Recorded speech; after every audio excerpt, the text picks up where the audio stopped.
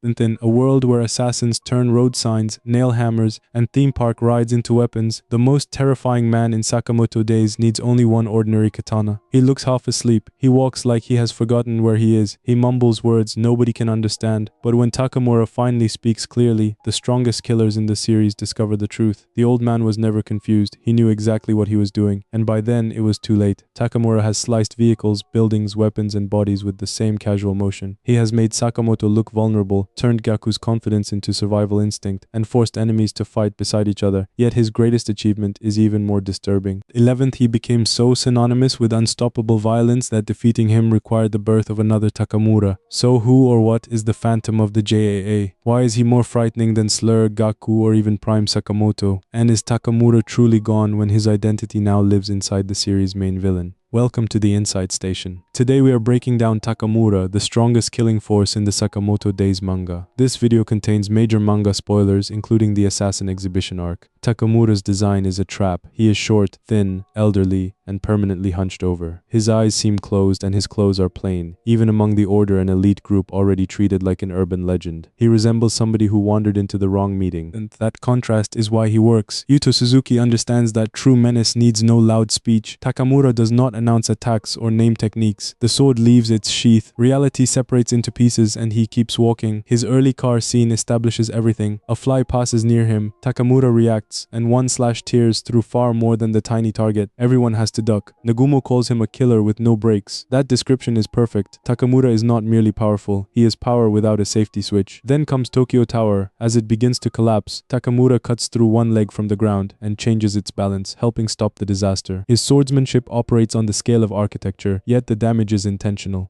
The supposedly senile man finds the one cut that changes everything. Many manga swordsmen are fast, many can cut steel. Takamura feels different because Suzuki treats each slash like an irreversible event. His style centers on drawing and cutting in one motion. The reader sees the result alongside the victim. A wall slides apart, a weapon breaks, or a limb is suddenly missing. The attack feels too fast to occupy a panel. His strength matters, but precision is his real superpower. Against Gaku, Takamura blocks crushing attacks with insulting ease. When gunfire hits his sword, he uses it to hone his damage blade during combat, turning an enemy's attack into maintenance. The greatest proof arrives when his arm is trapped. Takamura cuts it off, catches it, presses it back into place, and continues fighting. The manga established that his cleanly severed limbs remain repairable. His technique is so exact that self-amputation becomes tactical.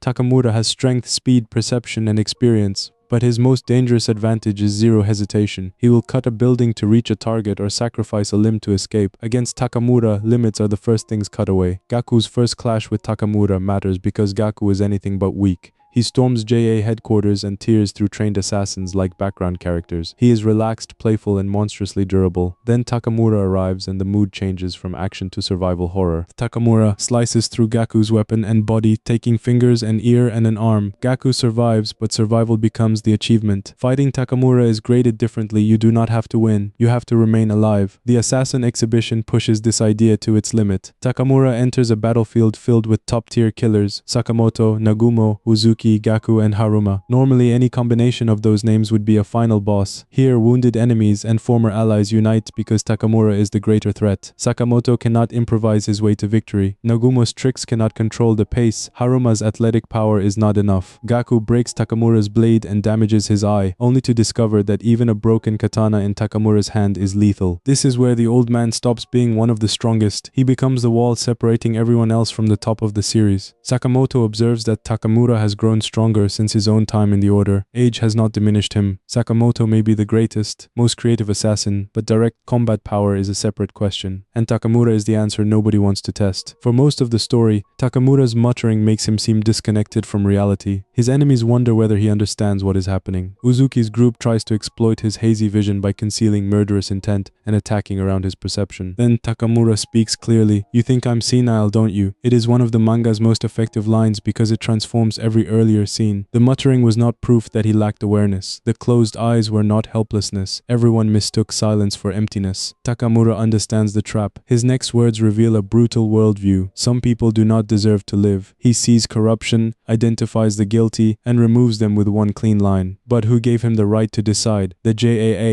aims him like a weapon. He helps stabilize Tokyo Tower, yet pursues Sakamoto and Nagumo when they are marked for elimination. He represents justice stripped of empathy. No trial, explanation, or second chance. Just a target and a cut. The story refuses to explain almost everything about the Phantom of the JAA. How old is he? Who trained him? What is he mumbling? Why does an organization built on information know so little about its greatest fighter? Uzuki wonders whether Takamura is almost imaginary. Gaku compares him to the personification of assassin's bloodlust. It may be metaphor, but Suzuki encourages the myth. Takamura appears when their world becomes unstable and erases the threat. He feels less like an employee than the JAA's immune system. Before Sakamoto days, Suzuki published the one-shot Garaku, featuring an unmistakably similar old swordsman. Shared continuity is unconfirmed, so call it creative ancestry. Suzuki had been refining this nightmare before the series began. A silent old man who turns crime into horror when he draws his sword. Now we reach the biggest spoiler. At the museum, Takamura dismantles the impossible team against him. Haruma is cut down. Gaku gives everything and falls. Sakamoto and Nagumo are too injured to stop him. Uzuki faces the man who has destroyed another piece of his found family. Uzuki's mind responds to trauma by forming identities connected to his pain. In this moment, his survival instinct produces a Takamura persona. He copies the presence and killing ability of the man before him, and slices the original apart. The contradiction is the point. No existing fighter could defeat Takamura, so the story created another version of him. Nagumo later delivers the perfect conclusion. Only Takamura could kill Takamura. Some readers consider the twist abrupt, and that debate is fair, but Takamura's body can die, while his meaning survives. His violence transfers into Uzuki, already shattered by that world. The JAA forged a perfect weapon, and its philosophy now lives inside its greatest enemy. Takamura wins even in death. His technique and fear survive. Every opponent now faces the memory of the strongest. If strongest means the clearest display of overwhelming combat power, Takamura has the best case in Sakamoto days. Prime Sakamoto has the greater legend, and may be the better all-around assassin. Nagumo is more deceptive. Kindaka has extraordinary speed. Gaku has monstrous physicality. Uzuki is unpredictable.